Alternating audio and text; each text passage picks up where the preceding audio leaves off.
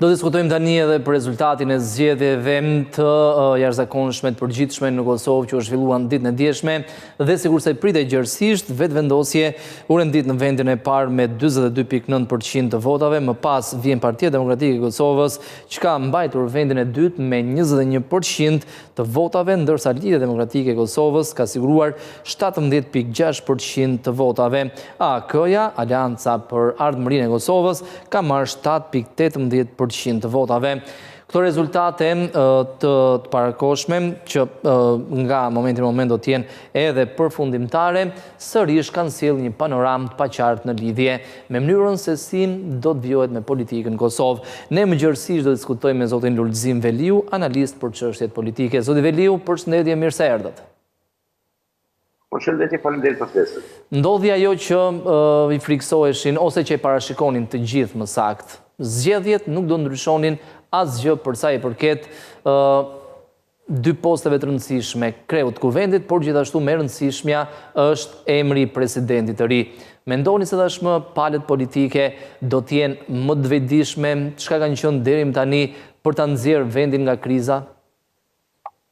Po këto zgjedhje sollën edhe një herë një situatë edhe më të paqartë se e kishim deri më tani, pasi që me zgjedhjet e 28 vjetorit Kosova krijoi institucionet e saj, konstituoi kuvendin, zgjodhi qeverinë dhe kishte 51% apo 57 mandate lëvizjeve vendosje që kishte të mundur shumë mirë qeverisjen e vendit, por mirë po ja që apetitet e mëdha për pushtet, për të pasur gjitha pushtetet në dorë, sollën këtë situatë nga e cila mund të dalin vetëm me një koalicion të madh në mes të subjekteve kryesore politike, koalicion i cili do të mundësonte krijimin e institucioneve, por edhe zgjedhjen e presidentit.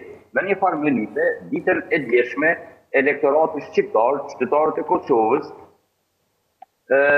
dënuan në heshtje të gjitha subjektet politike.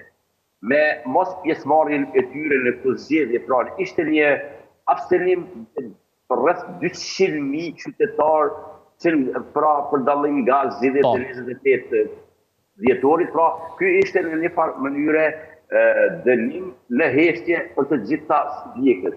Mirë po kësaj radhe, lëvizja vetëvendosje ishte ajo që dënua më shumë se të gjitha të tjerat, duke pasur edhe përgjegjësi më të mëdha, pra si subjekti i parë politik që ishte në mandatin e kaluar të Parlamentit Kosovës.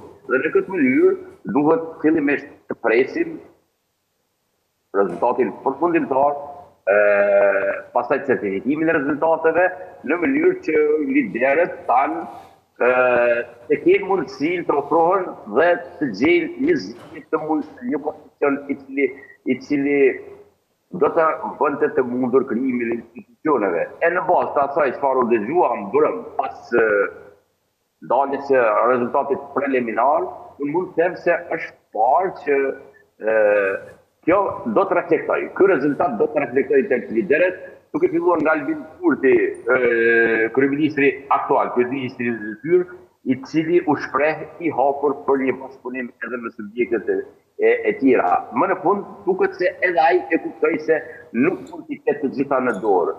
Edhe më në fund e kuptoi edhe ai se nuk mund të qeveriset me vendin pa bashkëpunim edhe me forcat e tjera politike, dhe uroj që kjo reflektim të vazhdoj dhe sa më parë që është të mundur të kemi takimin me tyre dhe të arrihet një koalicion i cili të mund t'ja bëjë të mundur Kosovës krijimin e të gjitha institucioneve që tani më janë më së të nevojshme. Shpresoni realisht, zoti Veliu, që të paktën kryeministri e ka kuptuar që me zgjedhjet parakoshme, zgjedhjet jashtëzakonshme nuk mundet marrë të gjithë pushtetin, por do duhet që të mos zhvillohen sërish zgjedhje dhe të ulet të bëj koalicion qoftë me PDK-n, qoftë me LDK-n, qoftë me dyja në emër të popullit, në emër të integrimit Kosovës, sepse përthuajse një vit e gjysmë Kosova s'ka bërë progres as pak, edhe përsa i përket fondeve që i takonin, grante dhe kredi nga BE-ja. Jo që nuk ka bërë ka bërë regres. Ka pasur regres në Kosovë, në të gjitha aspektet, dhe mendoj që është momenti i fundit që këta duhet reflektojnë. Unë gjithë atë që e thash, po e them në bazë të asaj çfarë pas në deklarimet e para të tyre pas përfundimit apo edhe në festën e lëvizjes së vendosje dhe duke parë mbrëm zotin Kurtin më kujtua vitin 21 kur ai doli për të festuar dhe si ishin fjalët e tij apo në shkurtin e vitit kaluar kur kishte edhe terme fyese kundrejt opozitarëve, ndërsa tani doli me një zë tjetër duke ofruar edhe bashkëpunim i cili është i domosdoshëm dhe mëse i nevojshëm për arsye se koha nuk pret, hecën, ndërsa Kosova ka ngelur aty ku për më sot që ka shkuar mbrapa ka ngelur ku ishte para 2 apo 3 viteve. Dhe pastaj nuk është vetëm aspekti i brendshëm, nuk është vetëm aspekti ekonomik apo problematika të shumta që kanë qytetarët e Kosovës, por është edhe në aspektin ndërkombëtar dhe diplomatik, ku Kosova në disa raporte të fundit renditet si vendi i dytë më i varfër i Evropës. Pra janë shumë faktorë të cilët duhet të ndikojnë dhe duhet të ndikojnë që liderët t'ia vënë gishtin kokës para interesave të ngushta partijake e klanore të shohin interesin e përgjithshëm të Kosovës dhe qytetarëve të Republikës së saj. Zot Veliu, ka një, mendoni se cila do t'jetë preferenca qoftë e kryeministrit por edhe e partive opozitare, pra cili është skenari më i mundshëm që vetëvendosje të bëjë koalicion? Po në bazë të asaj çfarë është parë deri më tani shihet qartë se zoti Kurti gjithmonë ka qenë më interesuar të ketë një koalicion me Lidhjen Demokratike të Kosovës, mirë po në bazë të rezultateve mund të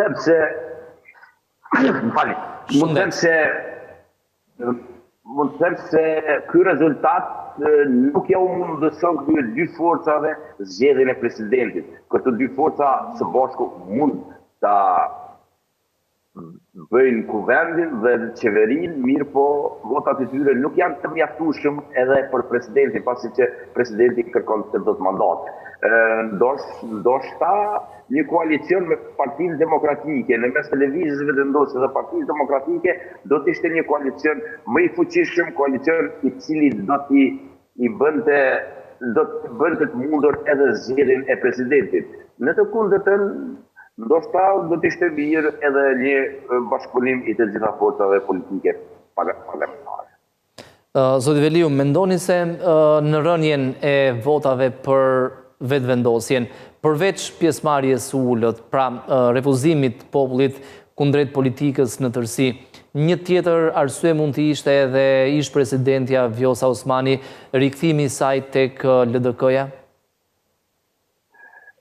Po të gjitha kanë ndikuar nga pak mirë, po unë mendoj se përveç një revolte qytetare që u shpreh në bojkotin e djeshëm duke mos marrë pjesë në votim, është edhe pjesëmarrja e ulët e diasporës në votim të drejtë për drejtë në Kosovë. Ju me siguri ju kujtohet që në dhjetorin e vitit kaluar, në periudhën e pushimeve të fund vitit, numri i mërgjimtarëve që më thyen Kosovën ishte parapërsisht 500.000 dhe pjesa gërmuese e tyre kanë votuar. Ndërsa kësaj radhe kishim një numër më të madh që është regjistruar për pjesëmarrje në votim, mirë po pjesëmarrje direkte në vendvotime në Kosovë ishte shumë më e ulët. Pra, ka munguar ajo vot diasporës për lëvizjen vetëvendosje. Mirë po në këtë rast, në shojmë edhe subjektet e tjera politike, edhe Lidhjen Demokratike që potentuat me zonën Osmani. Është shihet qartë se në përcjellje Lidhja Demokratike është rritur për 3 apo 4%, mirë po me numër të votuesve është më pak se në zgjedhjet e dhjetorit vitit kaluar. Një pjesë e mirë mbase zoti Veliu kanë zgjedhur edhe fundjava ishte shumë e mirë, me më të mirë kanë zgjedhur për të kaluar një fundjavë në plazh në Shqipëri, duke shprehur revoltën ndaj politikës. Po gjithmonë ka dhe mund të ketë arsyetimet nga më të ndryshme. Mirë po, qytetarët kur vendosin për të kryer obligimin e tyre qytetar, e bëjnë edhe pushimin, por e gjejnë edhe gjysmore kohë për të kryer obligimin e tyre qytetar. Arsyeja kryesore pse dje nuk kishin qytetar në votim, pra munguan 200.000 vota nga zgjedhjet e kaluara, është pikërisht politika e papërgjithshme e liderëve tanë politik. Zotë Veliu, rrezikon realisht Kosova që nëse nuk do të ketë një marrëveshje të mirë, nëse nuk do të zgjidhet ky ngërç, të ketë pasoja jo vetëm të brendshme, por edhe të jashtme, dhe referohem këtu edhe një deklaratë të bërë nga zyrtarja e Bashkimit Evropian, zonja Marta Kos, e cila të gjithë politikës me njerë pas zbardhjes rezultatit të zgjedhjeve i bëri thirrje për të arritur një marrëveshje. Po, normale është që çdo ngërç politik përveç këtyre pasojave sjellë edhe në marrëdhënie ndërkombëtare.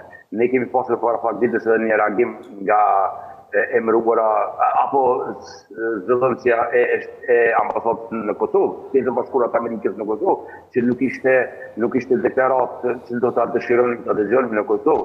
Mirë po tani ja që edhe zonja Kos reagon me përmes thirrjes që ju bën liderëve politikë që duhet zgjidhjet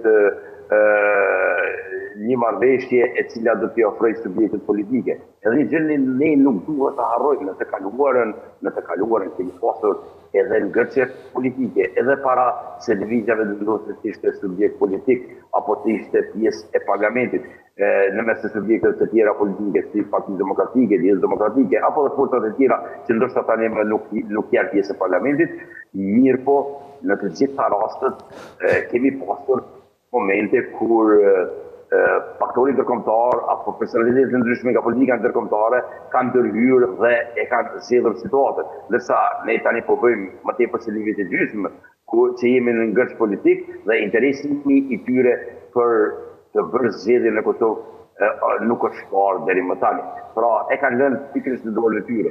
Dhe po shihet qartë se kjo e tregon edhe një herë qartë mos interesimin e tyre për të përzirë në punët e brendshme, për t'ju lënë në dorë liderëve tanë për të gjetur mundësinë, për të gjetur rrugën për të dalur nga kriza, gjë të cilën deri më tash nuk janë dëshmuar. Urojmë që një gjë e tillë të ndodhë pas këtyre zgjedhjeve dhe të mos shkojmë edhe në një palë zgjedhje të reja se atëherë do të bëhemi turpi i botës.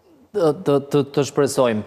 Zotë Veliu, mund të jetë njëkohësisht problem edhe mënyra se si është hartuar kuvendi i Kosovës sipas paketës Ahtisaari. Lista serbe ka 10 vende, ndërkohë ka marrë 6% të 6.pak% të votave. Ndërkohë janë dedikuara edhe vendet e tjera në kuvendin e Kosovës për pakicat e tjera. Mund tjetë edhe ky problem ose mund tjetë një arsye që e bën krizën të pasgjithshme në Kosovë, ose të zgjatur më saktë, jo të pasgjithshme? Po, si themi, pavarësia e Kosovës është një kompromis. Kompromis të cilën e kemi pranuar.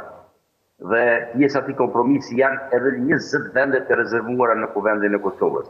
Thoni se kanë dalë 6%, apo kanë qenë 6% në tërësi për sërbët. Mirë po edhe sikur vetëm 2% ishin sërbët që kanë votuar, ata i kanë të vendet të rezervuara. Mirë po, zgjidhja nuk bëhet me 10 vende të rezervuara të sërbëve, por bëhet në shumicën e madhe të 100 vendeve që janë për shqiptarët, për subjektet tona politike. Dhe pikërisht ato 100 vende janë këto subjektet tona të cilat në shumë raste kanë qenë të zëshme në politikat e tyre shumë populiste dhe shumë nacionaliste her pas here, ndërsa në momentin kyçe ato din të bëjnë ngërçe dhe të shohin më tepër interesin e tyre personal. Sikur politika shqiptare ishte e dakorduar në shumë gjëra dhe të ulej e të mundohet të gjente rrugë, 20 vende të rezervuara për komunitetet pakicë nuk do të përbëhen ndonjë problem. Edhe ashtu është rregulluar me kushtetut që ato grupe duhet të kenë duhet të kenë vendet e tyre si në pozitën e nënkryetarit, ashtu edhe në qeveri, me vendet të qoftë si pjesë të koalicionit, ose jo, qeveritë shqiptare janë të detyruara që pjesë të qeverisë të kenë edhe nga komunitetet. Dhe në këtë mënyrë, ajo nuk do të përbënte asnjë problem. Po ja që interesat e ngushta, karriera politike, në shumë raste interesat personale, ne pa në deklaratën e ish presidentës me parim të zgjedhjeve, edhe pse e të shuan vendin në zgjedhje, edhe pse u dënuan nga qytetarët, thirrja e parë sa ishte që ja që tani lëvizja vetëvendosi nuk e ka asnjë arsye të mos votoj për presidente. Pra i gjithë turi thua se është bërë për zonjën Osmani. Pra, këtu jenë të papranueshme dhe si të tilla duhet të eliminohen nga politika kosovare. Zoti Veliu, shpeshherë për fat të keq jemi e keqja e vetes, njëjti skenar ndodh jo vetëm në Kosovë, me shqiptarët në Malin e Zi, me shqiptarët në Maqedoninë e Veriut, por të shpresojmë që me mira do të bëhet, të paktën të ketë unitet mes shqiptarëve. Uroj edhe një herë që pas mbarimit të këtyre zgjedhjeve të arrihet një marrëveshje koalicioni i cili do të mundësonte zgjedhjen edhe të presidentit. Përndryshe, ngërçi nuk do të jetë të ndalur. Zoti Veliu, ju falenderoj për këtë lidhje drejt për drejt në studion e televizionit Skan, ditë mbar.